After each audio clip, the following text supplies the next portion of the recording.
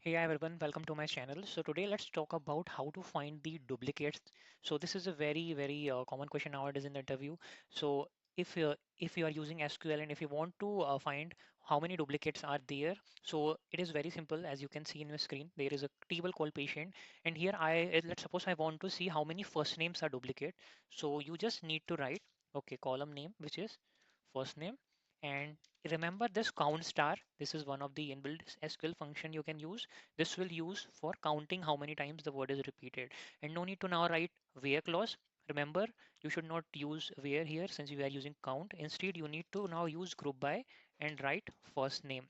So since we are now grouping the first name and then use having clause. And in having, like we put condition in where clause, in having you have to put the condition of where and just write count greater than one.